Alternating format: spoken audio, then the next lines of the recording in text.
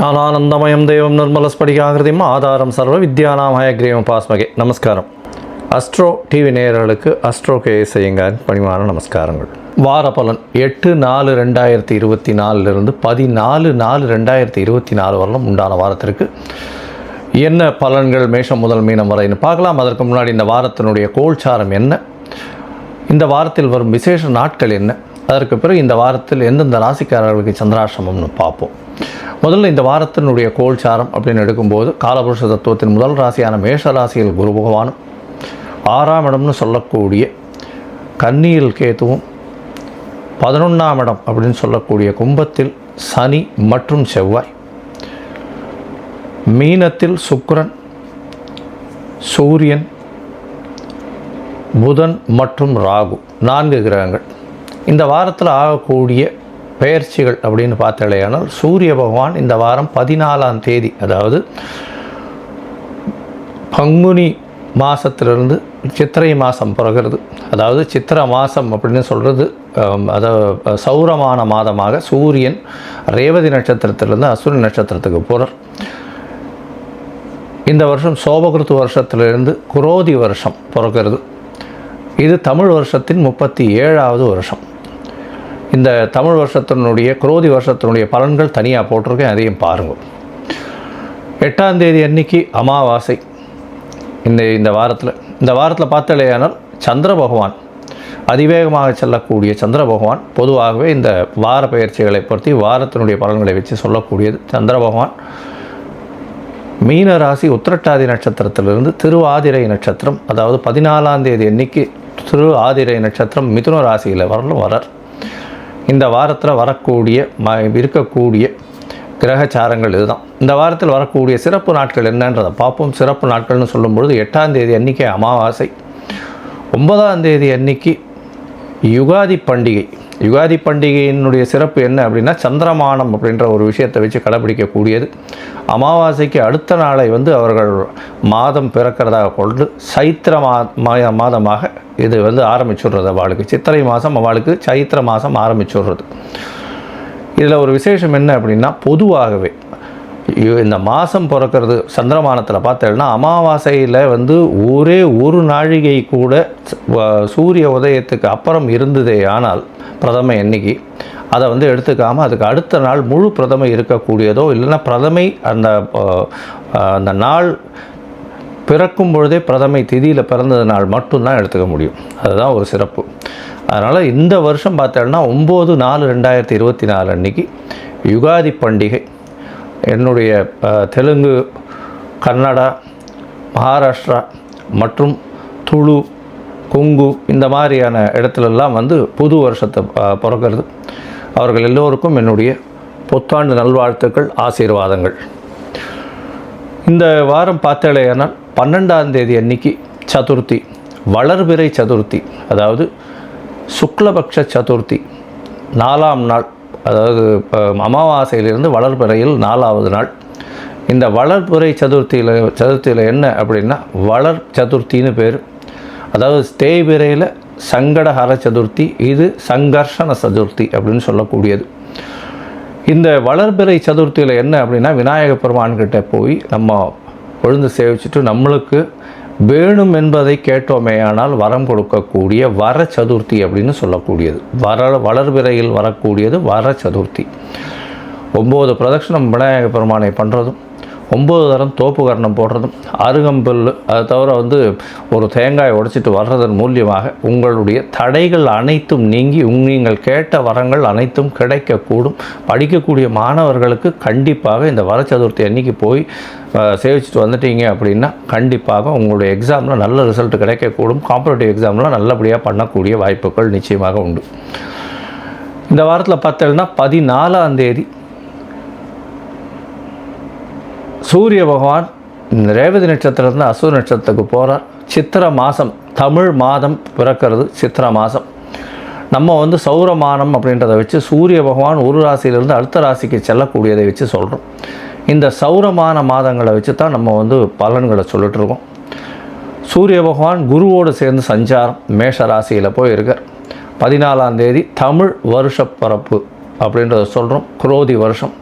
இந்த யுகாதியில் பார்த்தோம்னா தெலுங்கு வருஷம் அப்படின்னு சொல்லக்கூடியது. இந்த மாதிரி இப்போ இந்த வேப்பம்பூ, மாங்காய், புளிப்பு, இனிப்பு எல்லா வகையான இதுவும் வச்சு பச்சடி பண்ணுவாங்க. அது வந்து ரொம்ப விசேஷம். அதாவது யுகாதி பச்சடின்னே பேர் அதுக்கு, ரொம்ப விசேஷமானது. இந்த வாரம் இந்தந்த விசேஷ நாட்கள் வருது. இதற்கு பிறகு இந்த வாரத்தில் வரக்கூடிய சந்திராஷ்டம ராசிகள் என்னென்னு பார்த்தேடையானால் சிம்மம், கன்னி, துலாம், விருச்சிகம் இந்த 4 ராசிக்காரர்களுக்கு சந்திராஷ்டம். அதனால் உங்களுடைய ராசிக்கு 8ஆம் இடத்தில் சந்திர பகவான் மறையும் பொழுது மதி மயங்கக்கூடும். ஏன்னா சந்திர பகவான் மதி காரகன், மயங்கக்கூடும். அதனால் தவறான முடிவுகள் எடுக்கக்கூடும். வெளியூர் வழிமான பிரயாணம் வேண்டாம்னு சொல்கிறோம். ஒருவேளை எடுக்க வேண்டி இருந்ததே ஆனால் சந்திர பகவானுக்கு உண்டான எளிய பரிகாரம் அப்படின்னு சொல்லக்கூடிய உங்களால் முடிஞ்ச ஒரு 1/2 டம்ளர் பால் கொண்டு போய் அருகில் இருக்கக்கூடிய சிவன் கோயிலில் கொடுத்துட்டு போகிறது மூலியமாக சந்திராஷ்டமத்தின் தாக்கம் குறையும். சரி, இந்த வாரம் மேஷம் முதல் மீனம் வரை எப்படி இருக்குதுன்னு பார்ப்போம். 8/4/2024 14/4/2024 வரலையும் உண்டான நாட்களில் என்னுடைய மொபைல் நம்பர் கீழே ஸ்க்ராலிங்கில் போயிட்டுருக்கு. உங்களுக்கு அஸ்ட்ராலஜிக்கல் கன்சல்ட் தேவைப்பட்டதுன்னா எனக்கு ஃபோன் பண்ணுங்க. உங்களுடைய date, time, place of birth, உங்களுடைய நேம் அண்ட் பேரண்ட்ஸ் நேம் கொடுத்தீங்கன்னா உங்களுடைய சார்ட்டு போட்டு சந்தி இருக்கான்றதை முதல்ல பார்த்துட்டு, அதாவது நட்சத்திரம், ராசி, லக்னம், நட்சத்திர பாத சந்தி இதெல்லாம் இருக்கான்றதை பார்த்துட்டு அதுக்கப்புறம் உங்களுடைய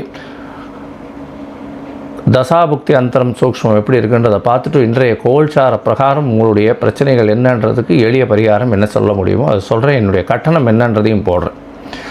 சரி, இப்போ மேஷம் முதல் மீனம் வரை 8/4/2024 முதல் 14/4/2024 வரை உண்டான நாட்களுக்கு. மிதுனம், மிருகசீரிஷம், திருவாதிரை, புனர்பூசம் இந்த 3 நட்சத்திரம் 9 பாதங்களை கொண்ட ராசி. ராசியின் அதிபதி புத பகவான் ராசிக்கு 10ஆம் இடத்துல நீச்ச பங்கம் பெற்றிருக்கிறது பெரிய விசேஷம். இந்த வாரம் பார்த்தேடையானால் உங்களுடைய ராசிக்கு ராசிநாதனும் சரி 4ஆம் அதிபதியும் நீச்ச பங்கம் பெற்றிருக்கிறதுனால பெரிய ஏற்றம் கிடைக்கக்கூடிய காலகட்டமாக இருக்குது. ராசிக்கு 5, 12ஆம் அதிபதியும் வந்து உங்களுடைய ராசிக்கு 10ஆம் இடத்தில் உச்சம் பெற்று போயிருக்கிறதும் நல்ல ஒரு ஏற்றத்தை கொடுக்கும். இந்த வாரத்தில் தொழிலில் பெரிய அபிவிருத்தி இருக்கக்கூடிய காலகட்டம். புதிய தொழில் ஆரம்பிக்கிறவங்களுக்கெல்லாம் நல்ல ஒரு ஏற்றமான காலம். தொழிலில் அபரிமிதமான ஏற்றம் கிடைக்கக்கூடிய காலம். தொழிலின் மூலியமாக வருமானம் வரக்கூடிய வாய்ப்புகள் மிகவும் அதிகமாக இருக்கிறது. புதிய தொழில் கிடைக்கக்கூடிய காலம். லாபங்கள் அதிகமாக இருக்கக்கூடிய காலம். உடல் நலத்தில் நல்ல ஒரு ஏற்றம் இருக்கக்கூடிய காலமாக இந்த வாரம் அமையிறது. இந்த வாரத்தில் பார்த்தீங்கன்னா 4ஆம் இடத்தில் இருக்கக்கூடிய கேது பகவான் மூலியமாக படிக்கக்கூடிய மாணவ மாணவியர்களுக்கு சற்று மறதி அதிகமாக இருக்கும். சதுர்த்தி போய் இந்த விநாயகரை போய் சேவிச்சுட்டு வாங்க, நல்ல ஒரு ஏற்றம் கிடைக்கக்கூடிய வாரமாக இந்த வாரம் அமைய போகுது.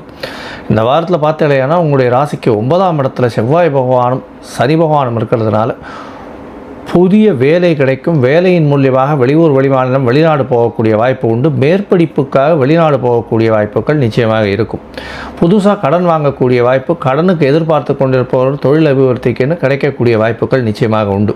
உங்களுடைய ராசிக்கு 10ஆம் இடத்துல 4 கிரகங்கள் இருக்குது. இந்த வாரம் ஆரம்பிக்கும் பொழுதே சூரியன், புதன், சுக்கிரன் மற்றும் ராகு 4 கிரகங்கள் இருக்கக்கூடிய காலகட்டம்ன்றதுனால நல்ல ஒரு ஏற்றம் கிடைக்கக்கூடிய வாய்ப்புகள். 10ஆம் இடம் அதீத சுகத்துவம் பெற்றிருக்கக்கூடிய காலகட்டமாக இருக்குது. அது தவிர 11ஆம் அதிபதி 11க்கு 11 இருக்கிறது பெரிய விசேஷம். இந்த வாரம் பார்த்தேலையானால் 10ஆம் இடத்துல சூரிய பகவான் இருக்கிறது, திக்பலம் பெற்றிருக்கிறது பெரிய விசேஷம். இதன் மூலியமாக அரசாங்கம் சம்பந்தமாக நல்ல ஒரு ஏற்றமான காலமாக இந்த வாரம் அமைய போகிறது. இந்த வாரத்தில் அரசாங்கம் தொடர்பு, அரசாங்கத்தை வழியாக உங்களுக்கு ஒரு நல்ல ஏற்றம் கிடைக்கக்கூடிய காலகட்டமாக இருக்குது.